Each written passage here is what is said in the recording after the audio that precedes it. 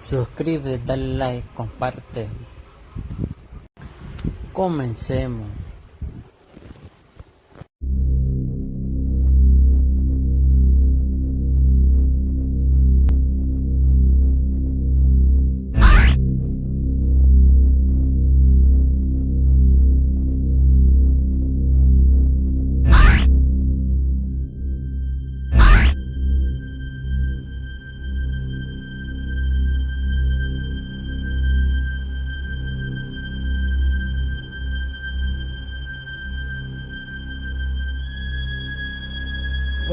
When did the voices start? December the 12th. December the 12th? Yes. And how did they start? Well, one night Mr. Grove was talking about it about 8:30. He said, all we need now is the voices to talk. And that night I went to bed and I can't remember exactly what happened.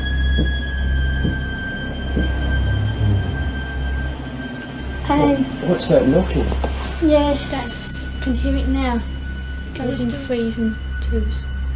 And we first got contacted, this was when Mr. Gross said, if there's anyone there, knock twice for yes, and if not, one for no.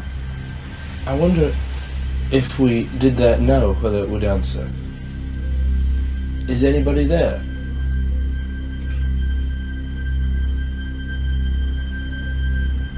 Is anybody there?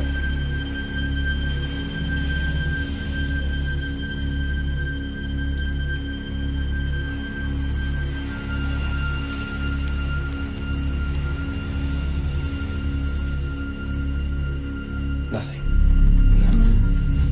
It doesn't What about always the voices? They sometimes say things and make answers.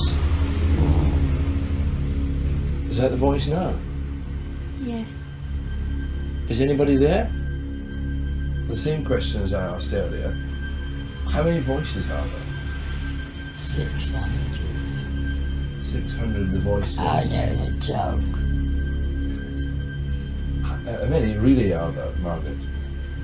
I think so far we've had 10 Three. sensible voices, but the rest of the names are absolute rubbish. Is anybody there? No, no. Who's there? Doctor Who. Doctor Who?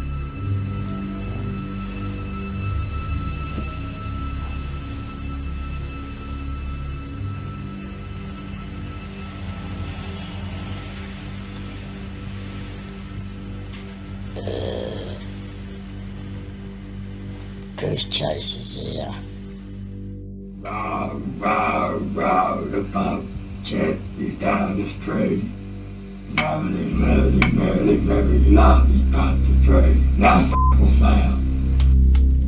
This voice is coming from an 11-year-old girl. One knock for yes, two for no. Are you a man? Are you a boy? Knock for yes, two for no. Yes. Okay. Who is it that you don't like the most here? Is it? Is it? Is it their father? Is it their mother? Oh my God. Okay. I'm invisible. I'm invisible. You're invisible? Why are you invisible? I'm a G-H-O-S-T. Because I'm a G-H-O-S-T. I command you to reveal your identity. Give me some sign. Is that you moving something? Give me some sign that you're here. What I did was use religious provocation. I have to provoke it into some type of outward manifestation. And that was my point in doing that. In the name of Jesus Christ, I command you to reveal your identity. On the following night, the family reports that the poltergeist seems to be more active than ever. Only now, its attention is focused on the family's 10-year-old daughter. The little girl is trying to do her homework, but you can see that the chair keeps sliding backwards. You're holding it down, aren't you? It's got that much strength to it. Now, if you watch, you can see the little girl's legs are up on the rungs of the chair. She's not pushing herself up from the floor. The mother is not tipping that chair backwards. No. Nobody is touching that table. The table moves of its own volition.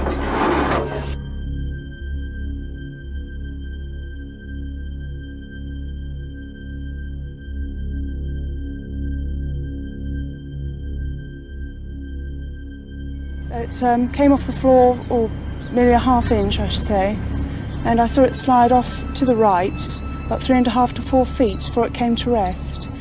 I checked to see whether or not it could possibly have slid along the floor. I placed a marble on the floor to see whether or not the marble would go in the same direction as the chair did, and it didn't roll at all. I checked for wires under the cushion of the chair, and I could find no explanation at all. And this was actually the result. You'll hear here the whistling first of all, and then the barking. And here is this noise.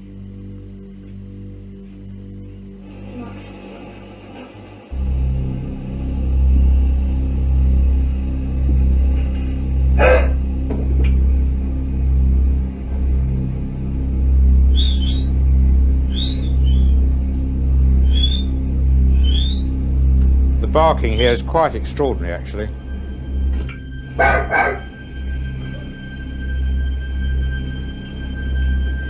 We got a doggy here. I then said to it, I then, as I said on the tape here, I then said to it, if you can whistle and bark and groan, then you can talk. And I asked it to actually say my name. Well, just a minute. Right, we'll try again. I want you to call out my name. My complete name. Morris Gross. See if you can do that.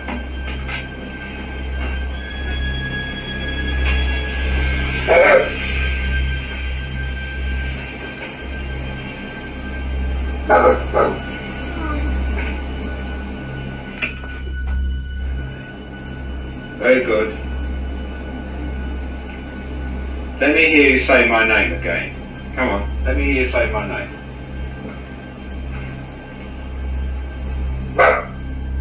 Come on, my name's Morris. Let me hear you say it. Morris. Now that was the first time we heard the voice, and since then we've been hearing it again and again, and it's been getting louder and louder. Knock 1 for no and 2 for yes. Are you a male spirit? 1 for no and 2 for yes. That's 2. You are a male spirit. Did you used to live in this house? You did. Was it more than 50 years ago? Yes. Did you die in this house? Did you pass on? You did pass on in this house. Now why are you here? Are you unhappy? You're not unhappy.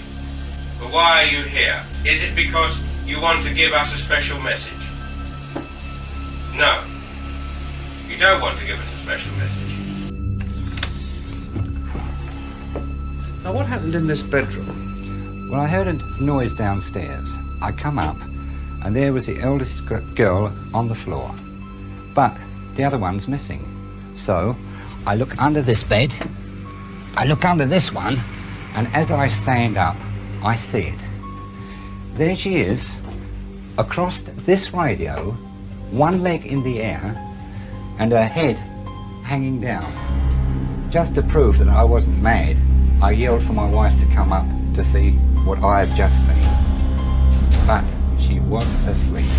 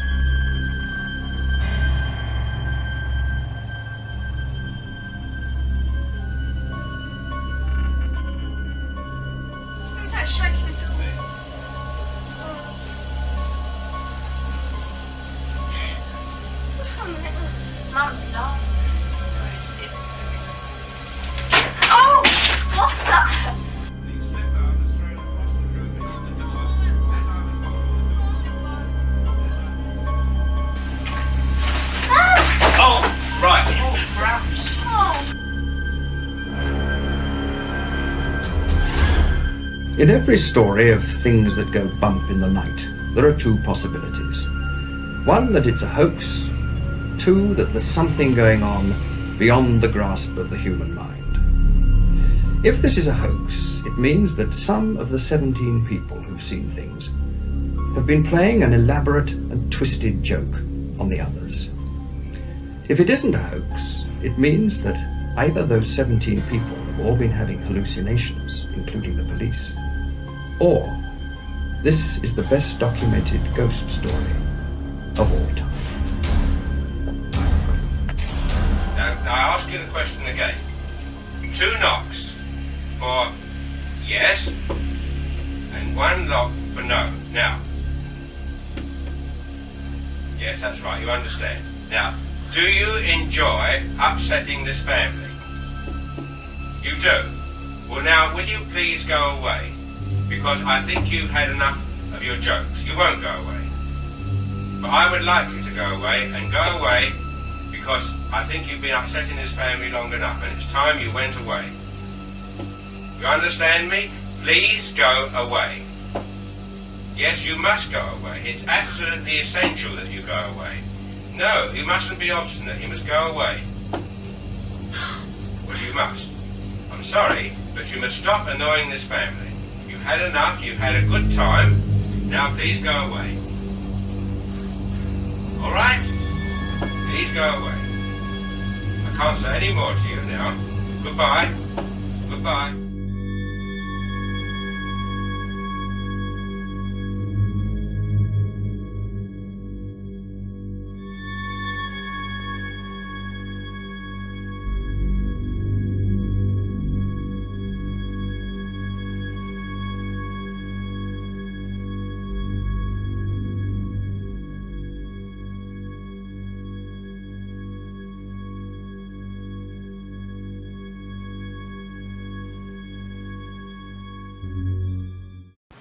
Hasta pronto.